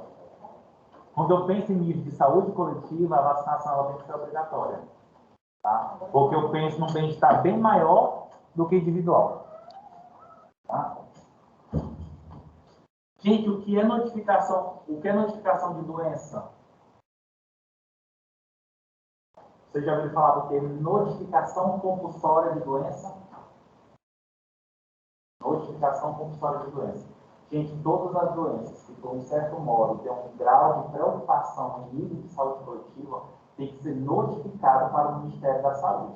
Tá? Exemplo, esquistossomose, tuberculose, leucemias, HIV. Tem que ser registrado, né, notificado para dizer, ei, ali está acontecendo o caso daquela doença. E isso é importante para quê? Eu posso criar políticas ou direcionar mais recursos para aquela região para que possa aí levar a uns aspectos de tratamento mais adequado. Tá? Você está acontecendo com o Covid. Isso, agora eu ia falar já do Covid, mas qual é o grande problema? Foi mais do que comprovado que vários municípios, várias regiões falaram demais, colocaram muito número do Covid para receber o quê? Recursos, né? Para receber verbas. Outro ponto importante aqui nesse período, gente, olha só, controle dos vetores de doenças. Lembra que as doenças, gente, elas não são só transmitidas diretamente de ser humano para ser humano. Pode ter vetores associados, como barata, mosca, ratos, formigas, tá? Gente, um outro trabalho que eu faço, tá? E com aluno de doutorado, ele vai em hospitais, ele pega as formigas em ambientes do hospital. Não sei se vocês já prestaram atenção nisso, mas existem alguns ambientes nos hospitais, na verdade, o hospital não pode ter praga nenhuma. Nada, formiga, barata, nada. E aí a gente vai em alguns hospitais e fica olhando, né, nas salas, e aí se aparece ali alguma formiga, a gente pega essas formigas, coleta, leva para o laboratório e a gente analisa quais são as bactérias que tem na formiga, que ela está circulando na formiga, tá? Para a gente saber se essas bactérias são de origem hospitalar, são de origem ambiental, se são de origem fora do hospital. Tá? Porque, gente, muitas vezes a equipe de saúde, ela tem todo o funcionamento adequado, lavagem das mãos, troca de luva, e aí, de repente, um paciente aparece com uma infecção hospitalar. Muitas vezes é uma família que está indo de um leito para o outro fazer essa transmissão. Tá? A gente faz também esse estudo, e é absurdo, viu, gente? De bactéria que é encontrada na formiga. Tá? E turma, vou fazer esse questionamento para quebrar um pouquinho o nosso conteúdo. Vocês vão ter que comer um bolo. Tá? Vocês vão ter que comer um bolo. Não tem escolha. Vão ter que comer uma fatia de bolo. E vocês têm dois bolos. Dois bolos. Um tem formiga e o outro tem barata. Não, vai ter que comer. Não, só um. Vou dar a opção para comer só um.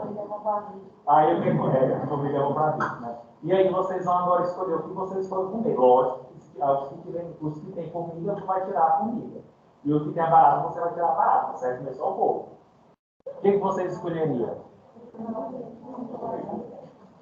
A formiga? O que tinha a formiga? Quase, não, pode ser quase a mesma coisa, mas você vai ter que escolher. Pela cena que desenhou ali. Não, pela cena que eu fui num determinado bairro aqui,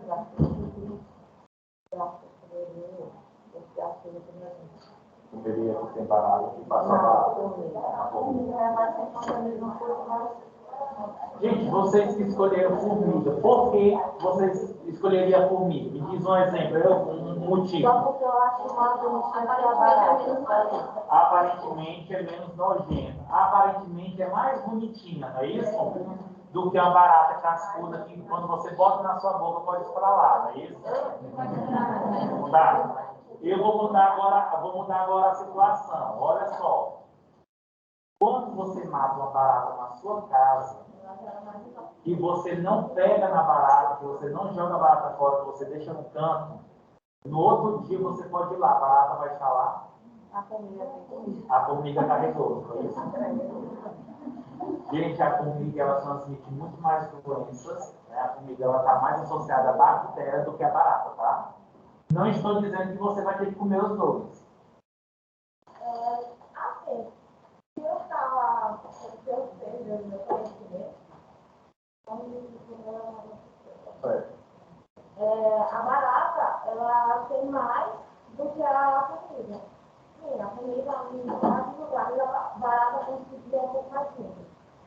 Mas quando a gente mata a barata, ela gera toxina, por causa que ela vai infectar pessoas que têm asma e eu falo barata para outras coisas. Então, É porque a minha pergunta foi em nível de contaminação. A barata, ela tem toxina, ela gera substâncias tóxicas que podem desencadear alergia, por exemplo, na asma.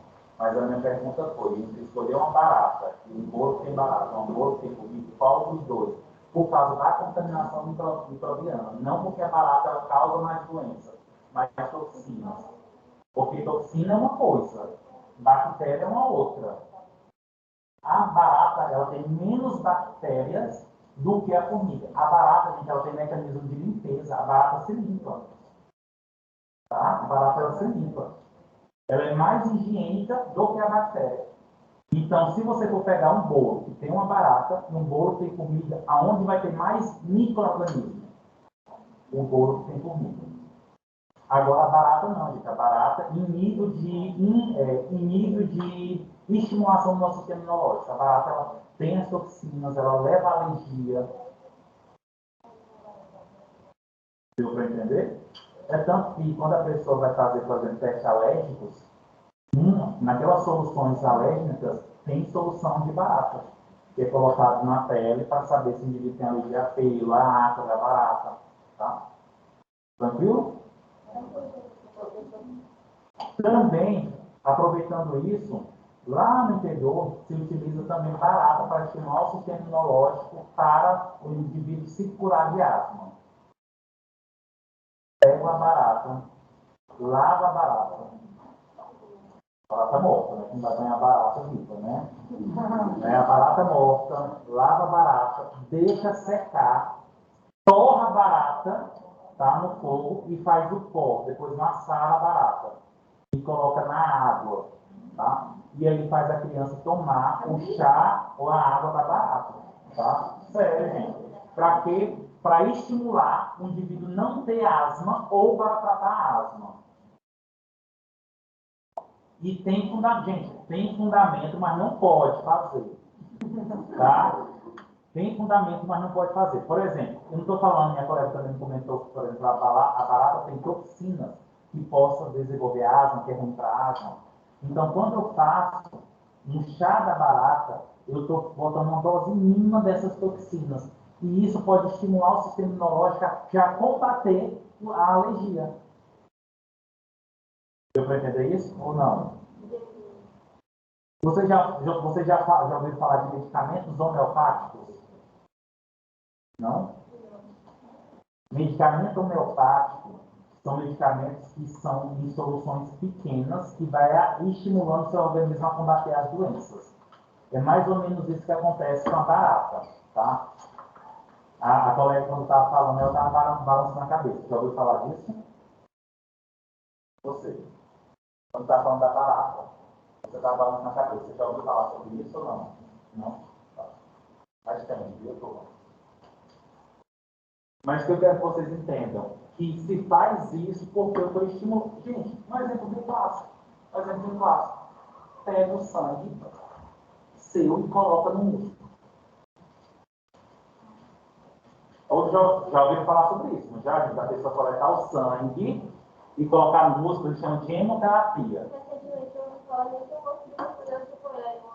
Não faça, viu, gente? Hemoterapia não é legalizada pela medicina. qualquer profissional de saúde que fizer isso, ele pode ser punido, processado e denunciado. Quimioterapia não é legalizada pelo Conselho Federal de Medicina, não é uma prática nenhuma. Tá? Olha só, o que acontece? Você coletar o seu sangue, o que se entende? Você coletar o seu sangue e aplicar no músculo, você está estimulando o seu organismo a ter proteção do que o indivíduo pode, do que você já pode ter. É como se eu tivesse algum problema, colocasse aqui em doses menores e o corpo percebe. E aí ele vai estimulando o sistema imunológico. Mas por que não pode fazer hemoterapia? A partir do momento que eu pego o sangue, coloco no músculo, gente, o sangue ele é dividido em duas porções, sólida e líquida. O sangue tem uma parte sólida. Quando eu administro o sangue no músculo, a parte sólida não é absorvida. Ela fica retida no músculo. E essa retenção pode levar a inflamação, gangrena e necrose. Ok? Agora eu vou para outra parte. Estão se utilizando muito, gente, o soro centrifugado para estimular o colágeno no rosto. Aí sim é legalizado. Porque eu estou usando a parte líquida do teu sangue. Eu não estou utilizando nem a parte sólida nem a parte líquida ao mesmo tempo. Deu para entender? Não. Quando eu falo soro, não. Quando eu falo soro é porque o soro é a parte, o soro é a parte líquida do sangue. Então eu tenho aqui o sangue, ó.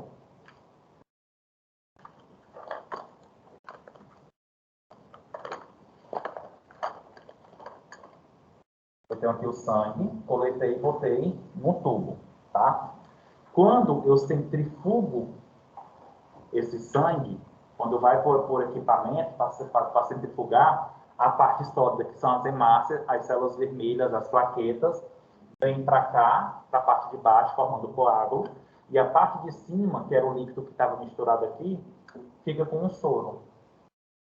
Isso aqui é a parte líquida, que é o caso plasma. A gente chama de plasma quando está dentro do nosso corpo, ou quando tem anticoagulante, ou eu também posso chamar de soro quando está fora do corpo ou sem anticoagulante. Aí isso daqui hoje é bastante utilizado nas clínicas de estética por odontólogos, tá? Para colocar no rosto e estimular, ajuda no preenchimento, né? Ajuda no preenchimento, como também ajuda a estimular a produção de colágeno no corpo. Agora, fazer isso daqui, turma, ó. Você fazer a aplicação do soro Fazem. Primeiro, é importante compreender que a aplicação do soro fisiológico é literalmente inflamatória. Tá? Mas por que nas clínicas de estética se aplica o soro fisiológico? É uma técnica para lesão do tecido adiposo, para quebrar o tecido adiposo e levar ao emagrecimento. Tá? Mas, pelo amor de Deus, a gente não vai pegar soro fisiológico e ficar aplicando, não. Existe uma técnica para isso. Pois é, eu estou falando que é um soro normal. Não. Quando eu estou falando aqui nesse aqui é o soro, é a parte líquida do sangue. Tá? É plástico. O mais interessante que o moço falou que em pessoas jovens era 10 ml de sangue, em pessoas idosas era 100 ml de sangue. E eles fazem isso toda semana. E sabe quanto é? Tem pessoas que cobram R$180 por café. Eu conheço uma pessoa que ele não aplica. Ele aplica também na mão dele, na filha dele. Que é ótimo. Na verdade, não é regulamentado. Não é regulamentado. Inclusive, passou isso no Fantástico alguns anos atrás, né? E de pessoas que, gente, essa técnica é para espinha, essa técnica é para câncer, essa técnica é para HIV, essa técnica é para tudo. Eles dizem, tá? Que é para dor para tudo. Só que existem pessoas que realmente acontece ali alguma coisa que se resolve. Mas tem pessoas que morrem que foi mostrado também os problemas. Eu posso dizer para vocês que não é legalizado isso. Tá, turma? Não é legalizado. Tranquilo?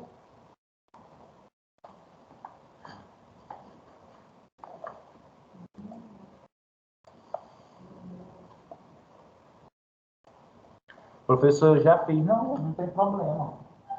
Só entenda que existem alguns riscos, tá? E primeira coisa que é importante também compreender, nem todas as pessoas vão estar aptas para realizar isso.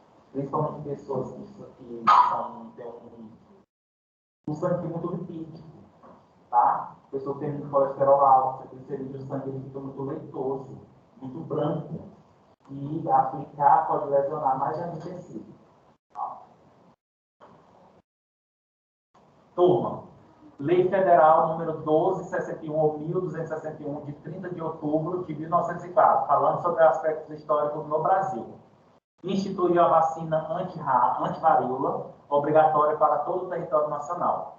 Surge, então, um grande movimento popular de revolta, que ficou conhecido na história como a Revolta da Vacina. O modelo campista obteve importantes vitórias no controle das doenças epidêmicas, conseguindo, inclusive, erradicar a febre amarela na cidade do Rio de Janeiro. O que é o modelo campanista, na verdade, campanista? O modelo campanista, gente, é o que nós temos ainda hoje, campanhas. Tá? O que é campanha? É estimular, por alguma maneira, o pessoal exercer ou executar aquela situação. Exemplo, turma. Campanhas. Nós temos panfleto, rádio, televisão, dar dinheiro, tá? Que é o que está acontecendo, por exemplo, no governo do estado do Maranhão, né? 5 mil, 1.000, 2.000, 10.000. Vocês já viram esses sorteios? Tá? Quem vai tomar a segunda dose, alguma coisa assim, né? Eu sei que eu vi, na semana passada, eu acompanhei um dos sorteios, né? Depois que tomou a segunda dose, está concorrendo. Nos Estados Unidos também. Nos Estados Unidos está ocorrendo, gente, por causa dos jovens. Os jovens não estão se vacinando nos Estados Unidos. E aí eles criaram o bônus. Até hambúrguer, chegar lá, mostrando que você vacinou, ganha. Sabia, interessante. Isso, gente, é a maneira de estimular, tá? Isso é a maneira de fazer com que as pessoas façam aquela execução. Isso é muito importante, mas isso também é muito preocupante, turma. Olha a que ponto nós chegamos para que ocorra um processo de vacinação. Aí eu vou vacinar porque eu quero concorrer a 15 mil. Gente, a tua vida não vale 15 mil. A vida do teu filho, a vida do teu... não vale 15 mil. Tá? Eu tenho que ter a consciência da importância desse processo. Tá? Gente, olha só. Campanhas contra a febre amarela, peste bubônica e varíolas, medidas gerais de promoção de higiene urbana, medidas jurídicas impositivas de notificação de doenças, vacinação obrigatória e vigilância sanitária. Turma, quando vocês estiverem atuando, de modo geral, no Sistema Único de Saúde, vocês vão ver isso aqui muito perfeitamente, tá? Vocês vão entender por que é tão importante preencher todos aqueles documentos chatíssimos que você já deve estar estudando alguns, né? De saúde da mulher, saúde do adulto, todas aquelas regras que têm que ser feitas. Por quê? Existem leis que dizem, se não tiver o preenchimento adequado, ou se não tiver informação do que acontece no teu município, no teu estado, o dinheiro não vai. E aí, quando isso começa a acontecer, gente, ó, secretário de saúde, o teu superior começa, porque o dinheiro não vai chegar. Os testes de HIV, hepatite B e C e sífilis, tem uma meta de ser atingida toda semana para poder o município ter essa meta atingida de testes feitos, para que essas verbas também cheguem no município. Isso mesmo. E vemos, tipo, principalmente os enfermeiros, eles são responsáveis por bater essas metas de testes feitos nas UBS. E olha só, gente, como é que está mudando o perfil profissional? Porque me desculpa, turma, eu não deveria, enquanto gestor, colocar essa responsabilidade para a enfermagem. Você vai ter que fazer 30 exames por dia. Isso é uma nova responsabilidade para o profissional, mas isso não vai se mudar. Tá? Isso não vai mudar. Vou dar um exemplo para vocês. Uma vez, nessas campanhas que... Agora não, mas eu fazia muitas essas campanhas em feiras, em praças, e a gente botava as tendas, né? E a gente conseguia muitos desses exames. Eu não levo mais exame de HIV, viu, gente? Eu já passei por um mal bocado em relação ao exame para HIV. Uma vez fazendo, num posto de gasolina, nós fazendo esses testes com um caminhoneiro, e um paciente deu positivo, um caminhoneiro deu positivo para HIV. Gente, infelizmente, a gente não estava com nenhum profissional psicólogo. A gente não soube como lidar com o paciente para dar essa notícia. E aí, naquele momento, eu vi que tem certos tipos de exames rápidos que tem que tomar muito cuidado antes de realizar. Tá? E aí, hoje eu não pego mais. Tivemos que falar. Só que, na hora, porque assim, a gente nunca imagina que vai dar. E ali nós tranquilo, deu positivo. Aí o aluno chamou, eu tinha outra enfermeira, tinha uma equipe, né? Ele chamou e a gente ficou assim, não tinha uma sala, não tinha um local, tinha só as mesas para fazer o teste. E aí como é que vai dar ali positivo? Você vai dizer ali para a pessoa, não é bem assim. Tá? A pessoa não é dali, está passando pela cidade, foi constrangedor, mas nós chegamos a falar. Graças a Deus que a reação, né, entre aspas, não foi das que, acho que foi mais chocante para a gente do que para ele. Tá? Mas só para vocês terem ideia da importância que nós temos que ter. Né? Por quê, gente? Hepatite C é grave, o HIV, mas existe a questão do preconceito associado ao HIV. Tá? E aí, voltando. Aí, nessas campanhas, um aluno falou assim, professor, vocês conseguem caixas e caixas para fazer esses exames? Aí eu expliquei isso, né? Na verdade, quando a gente vai na Secretaria de Saúde, que nós vamos pedir esses testes, eles fazem botar a mão para cima. Ou beleza. Porque eles sabem que vão ter o registro de que foi feito os testes. E aí eles batem a meta deles.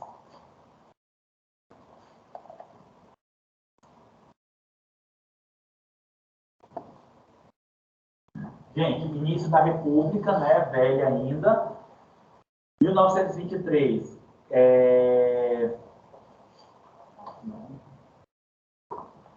caixas de aposentadoria e pensões, né, ou seja, começou a ter aí o que nós chamamos de INSS hoje, tá? Então começou a pensar nas aposentadorias e pensões, e aí lei Eloy Chaves cria as caixas de aposentadorias e pensões, porque isso é muito importante.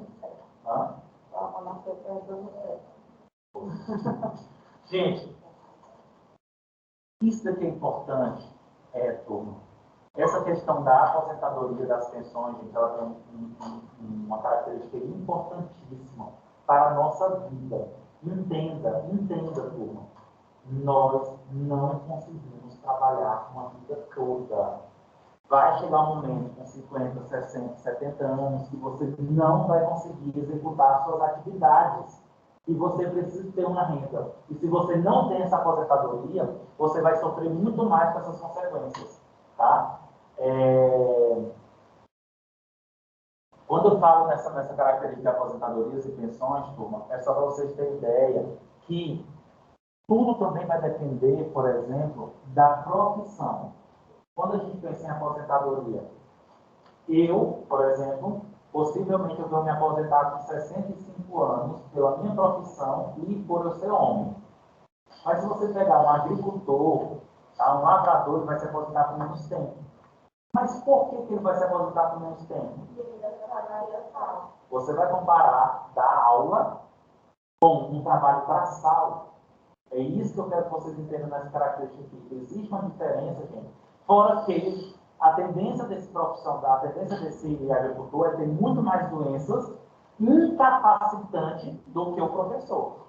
Quando eu falo doença incapacitante mesmo, gente, coluna, de não conseguir levantar, tá? Então, isso é algo que a gente tem que estar pensando muito. Apesar que, às vezes, eu não concordo muito com essa questão da aposentadoria, porque o governo, gente, ele ganha muito dinheiro com isso, viu?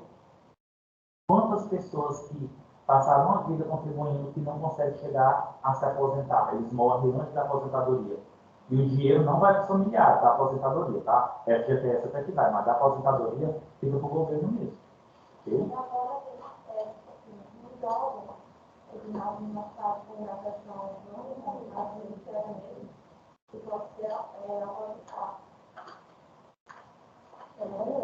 Só que nós também temos que entender que o nosso sistema é bem fácil, né? Eu conheço pessoas que deveriam estar trabalhando e são aposentadas. São aposentadas porque têm uma deficiência física mínima. Mas o Brasil não consegue realocar esse deficiente físico mínimo. Tá? Uma pessoa que, por exemplo, não citando de nada, tá? Tô nem falando de político, mas uma pessoa que tem, perde o dedo, ele é considerado, gente, um deficiente físico daquele que perdeu uma mão, daquele que perdeu um braço.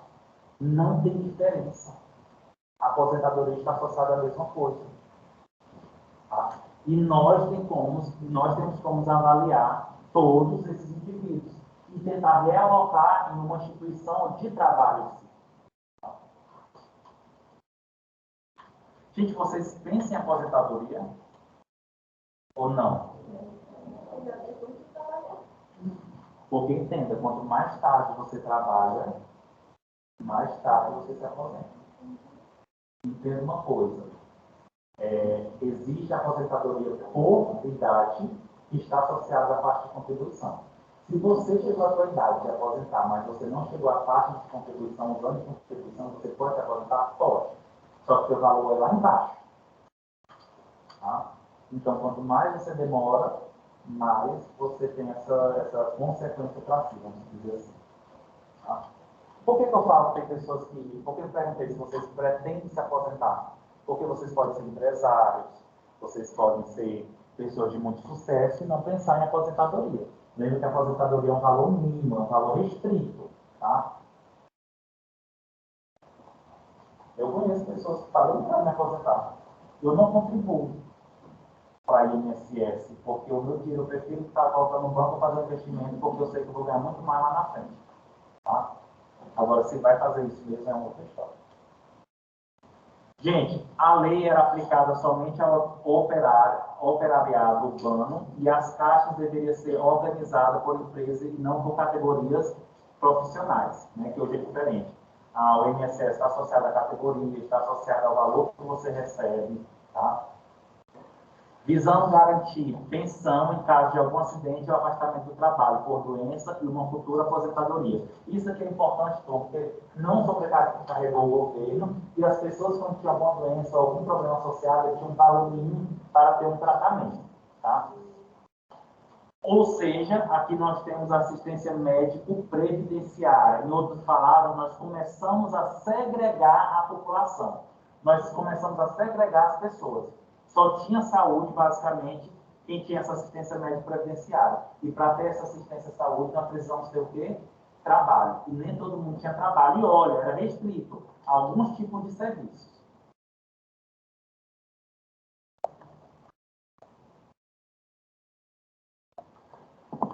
A Era Vargas, 1930, criação do Ministério da Educação e Saúde, que hoje nós sabemos que é dividido, né? Hoje nós temos o Ministério da Educação e Cultura e o Ministério da Saúde, tá? A saúde pública era de responsabilidade do MESC, tudo que não se encontrava na área de medicina previdenciária em desenvolvimento pelo Ministério do Trabalho, Indústria e Comércio. Olha o tanto que é interessante, turma. Ministério da Educação e Saúde, mas a medicina previdenciária era desenvolvida por onde? Ou seja, só tinha essa assistência médico-previdenciária quem trabalhava, na época, regulamentado. Tá? E aí, nós temos os pré-cidadãos, pobres, desempregados informais, não segurados pela Previdência Social. Tá? Hoje isso acontece, turma? Nós temos esse modelo aqui? Não, nós não temos. Você é atendido no sistema de saúde, tendo trabalho, tendo plano de saúde ou não, tá? Quantas pessoas têm plano de saúde, turma, mas vão ser atendidos, por exemplo, numa UPA, numa unidade básica de saúde, tá? Eu já vi relatos de colegas com plano de saúde que preferiu ir numa UPA para ser atendido por dor, para estar sentindo dor, do que em um hospital particular aqui. Porque era muito mais rápido o atendimento, porque na UPA, gente, dependendo da UPA, ela tem um fluxo que funciona perfeitamente, de atendimento, da hora que você chega, o tempo que você permanece, do que em alguns hospitais particulares, que estavam sobrecarregados em época de pandemia. Tá?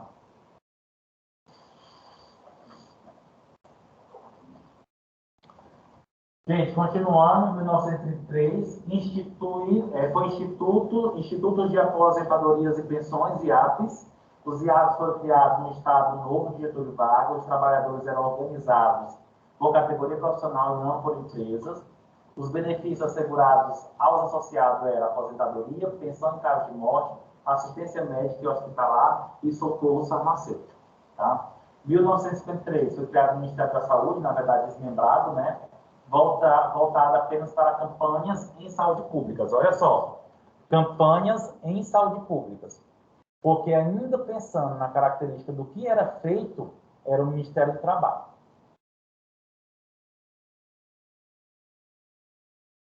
Em 1966, criação dos Institutos Nacionais de Previdência Social, INPS.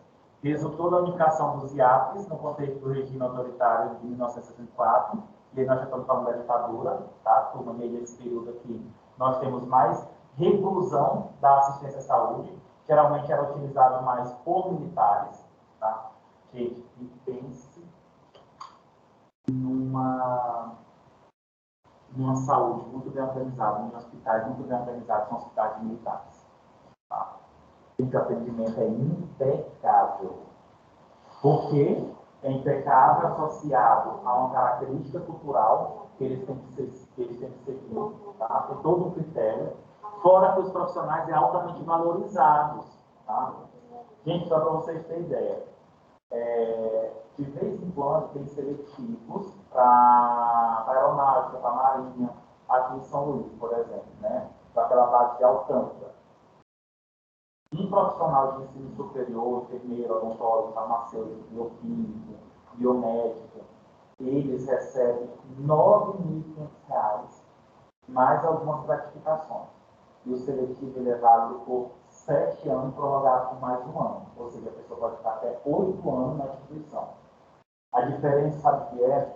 É que você trabalha somente um dia, porque como você se desloca de onde você mora para trabalhar lá, você trabalha 24 horas e folga 48. Tá? E existe todo um critério de padrão militar.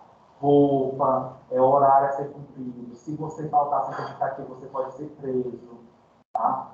Então, tem uma sequência muito bem organizada, que segue esse futuro do militarismo. Tá?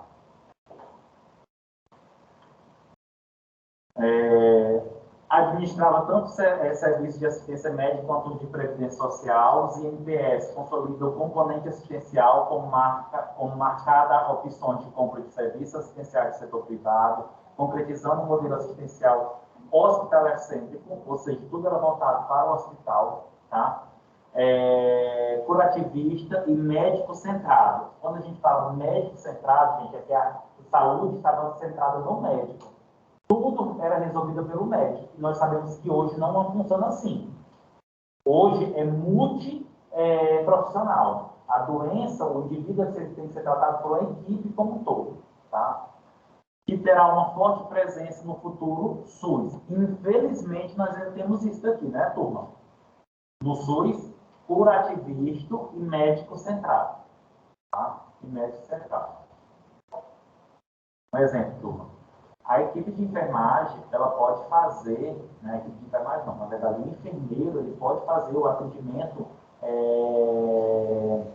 alguns aspectos do pré-natal. Mas quando o enfermeiro está lá, que o médico não está, que a gestante chega, ela não quer ser atendida pelo enfermeiro, ela quer ser atendida pelo médico, porque nós ainda temos, infelizmente, esse foco voltado para o médico. Mas não sabe que muito dos processos associados ao preenchimento da ficha e alguns atendimentos iniciais é o enfermeiro que faz e que preenche a ficha dela.